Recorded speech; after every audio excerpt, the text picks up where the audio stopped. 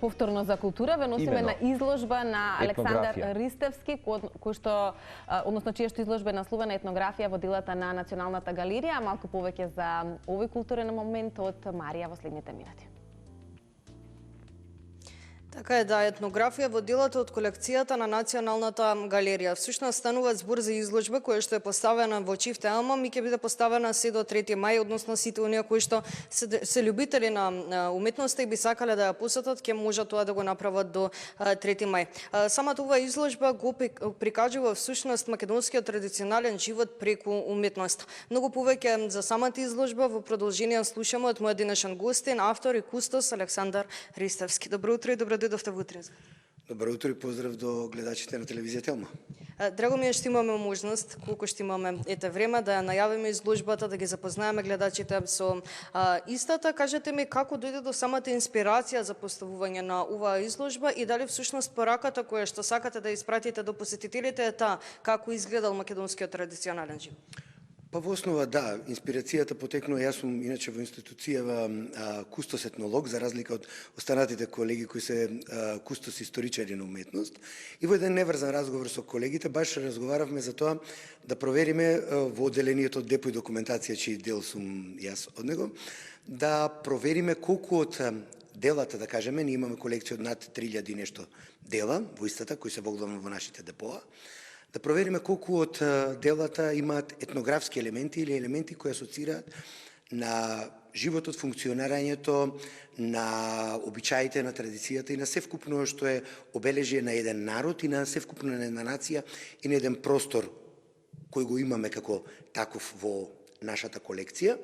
И во иницијалното разгледување на можеби половина, до 1500-то дело, каде што стигнав во првенственото пребарување, веќе најдов едно 300 до 350 дела кои имаат интересни елементи кои можат да бидат искористени да направат една своевидна приказна, што би дала и некаква етнографска или историска конотација за тоа што се случувало на оваа територија кај македонскиот народ и останатите етникуми кои живеат на овие простори.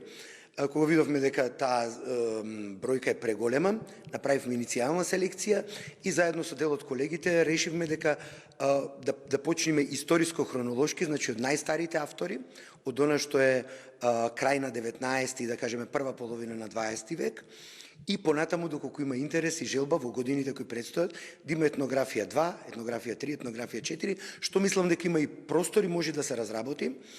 Тоа е основата како дојде до сево ова.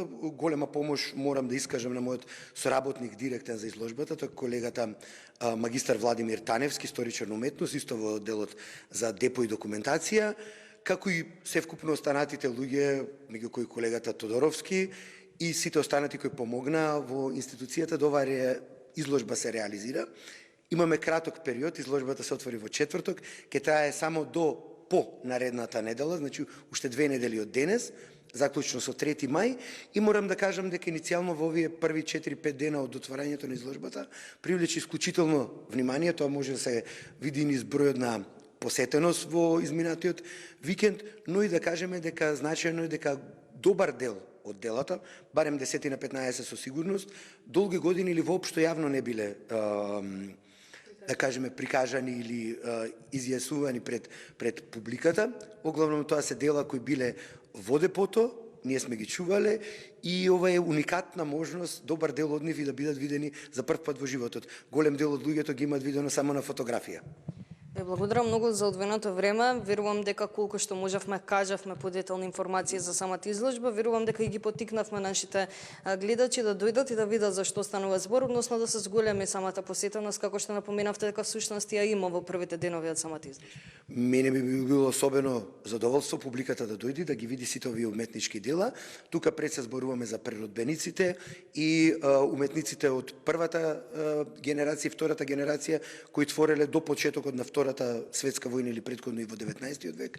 Овде како едно ударно дело, кое и на насловната на изложбата, го имаме Папрадишки, имаме бројни дела од бројни уметници, публиката е поканета да го посети, Чифте Алмам и се гледаме некоја наредна прилика. Ви благодарам уште еднаш. Верувам дека овој вклучување беше добре дојдено за нашите гледачи. На самиот крај на нашата утринска програма ве поздравуваме, останете со телевизија Елма. Благодариме, Марија. Да, и ние ќе препорачаме на оние кои што во моментов се на Тилма.